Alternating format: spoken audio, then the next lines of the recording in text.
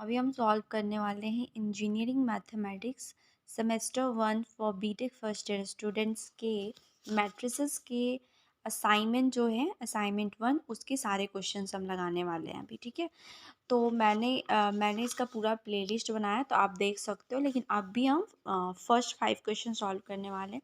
तो पहला क्वेश्चन हमारा ये है, a matrix this satisfies the matrix this where I is an identity matrix of order 3 and A inverse निकालना है, जो कि 2012 में आया हुआ है। तो इसका हम सोल्यूशन करते हैं। इसका करेंगे, ये डायगनलाइज वाला है, तो ये हमारे सिलेबस में नहीं है, तो इसलिए हम इसको नहीं करेंगे और हम ये सारे क्वेश्चंस करने वाले हैं 5 नंबर तक। सो करते हैं अब। सो हमारा पहला क्वेश्चन है ये क्वेश्चन। तो इसमें क्वेश्चन में कह रहा है कि एक मैट्रिक्स ये गिवन है और वो सेटिस्फाई कर रहा है इस चीज़ को। अगर इस चीज़ को सेटिस्फाई कर रहा है उसके बाद में हमें ए इन्वर्स निकालना है। ठीक है, तो मैंने क्या किया कि ए क्यूब निकालना है। A cube minus 6a² + 11a - I = 0। तो मैंने A cube by the help of calculator मैंने निकाल लिया है।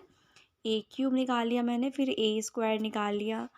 उसके बाद में मैंने ए क्यूब की जगह पे ए क्यूब की वैल्यू पुट कर दी और 6 के साथ मल्टीप्लाई करके a² की वैल्यू पुट कर दी और 11 के साथ a की मल्टीप्लाई करी और I को एज इट रख दिया। अब ये देखो, ये दोनों सब्सट्रैक्ट वाले पार्ट है, ये दोनों ऐड वाले पार्ट है। तो इसमें से आप फर्स्ट वाला टर्म ऐड करो, ये 25 है, 24 है। तो इन दोनों को जब आप ऐड करो तो 25 और इन दोनों को ऐड करो तो ये भी 25। तो 25 - 25 विल बी 0।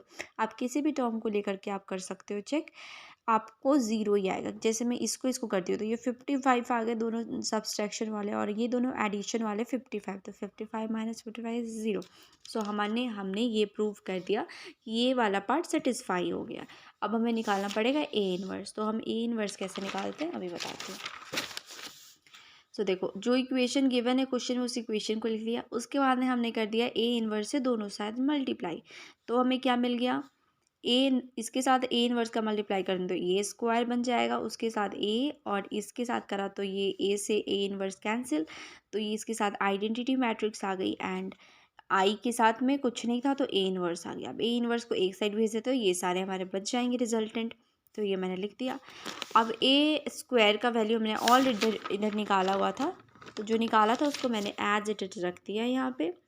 उसके बाद में ये जो भी हमारे कैलकुलेशन है सारे वैल्यूज़ को पुट करके और हमने सॉल्व किया तो हमारा ए इन्वर्स का वैल्यू इतना आ गया। ओके, अब हम क्वेश्चन नंबर 2 सॉल्व करते हैं। सॉरी, क्वेश्चन नंबर 2 नहीं करना है क्योंकि हमारे सिलेबस में नहीं है। तो हमारा क्वेश्चन नंबर 3 ये है कि इसको हम कैसे सॉल्व करते हैं। तो इसको मैं बताती हूँ, ये ईजी मेथड है, मैं आपको बताती हूँ। बस ये जो गिवन है ना, इसमें तो हम लगा नहीं सकते ए इन्वर्स का फॉर्मूला, बिकॉज ये तो डिजिट्स है नहीं।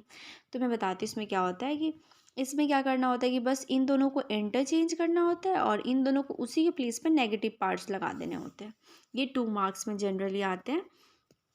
तो मैंने क्या किया कि इन दोनों को इंटरचेंज कर दिया, यहाँ पे डेल्टा कर दिया, यहाँ पे अल्फ़ा कर दिया एंड इन दोनों को माइनस बीटा और माइनस, देखो ये आंसर है, आप मैच कर लेना, सेम आंसर होगा। क्वेश्चन नंबर 4 है हमारा कि ये कम्प्लेक्स दिया हुआ है, कम्प्लेक्स मैट्रिक्स, और इसको प्रूव करना है कि ये किस टाइप का मैट्रिक्स है। तो प्रूव करते हैं। तो ए की वैल्यू है इतनी, ठीक है। तो सबसे पहले हम इसका कॉन्जुगेट ले रहे हैं। तो कॉन्जुगेट लेने पे क्या होता है कि जो भी इमेजिनरी मैट्रिक्स होते हैं, इमेजिनरी जो भी होते हैं उनका साइन चेंज हो जाता है। तो यहाँ आई और आई इमेजिनरी है तो इसकी चेंज होकर के माइनस में कन्वर्ट हो गया, और इसका माइनस था तो ये प्लस में कन्वर्ट हो गया। बाकी कोई चेंजेस नहीं है, यू कैन सी। उसके बाद में हम इसका ट्रांसपोज लेंगे। तो ट्रांसपोज में क्या होता है, रॉ कॉलम में बदल जाता है और कॉलम रॉ में बदल जाता है। तो ये वाला पार्ट यहाँ आ जाएगा और ये वाला पार्ट यहाँ आ जाएगा। अब देखो ये आ गया। अब आप मैच कराओ, जो आपने ट्रांसपोज लेके कॉन्जुगेट को ट्रांसपोज लिया वो और रियल वाले पार्ट दोनों इक्वल आ रहे हैं। तो अगर ये इक्वल है तो ये यूनिटरी होगा, नहीं तो ये स्क्यू हेमिल्टन हो जाता है। सो ये दोनों लिख देंगे, since this is equal to this that's why it is a unitary matrix. Okay, next question है हमारा, calculate the inverse of this. ठीक है, तो इन्वर्स निकालने का मेथड हमें मालूम है कि पहले हमें इसको इसके हेल्प से इसको ज़ीरो बनाना होता है, फिर उसके बाद इसके हेल्प से इसको ज़ीरो बनाना होता है। तो मैंने क्या किया कि पहले मैंने लिख दिया जैसे इन्वर्स निकालते हैं, उसके बाद में मैंने जो भी ऑपरेशंस ईजिली है, बहुत ईजी है, तो इसको मैंने ऑपरेशन लगा के सॉल्व कर लिया।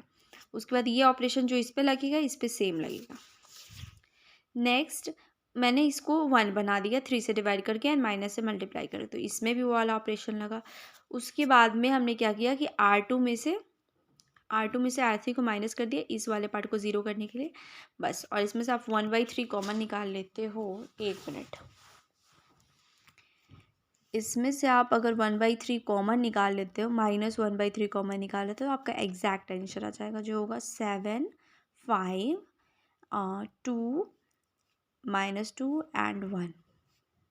This is our A inverse. आप देख सकते हैं आंसर में। सो नेक्स्ट ब्लॉग में मिलते हैं। Do subscribe my channel please.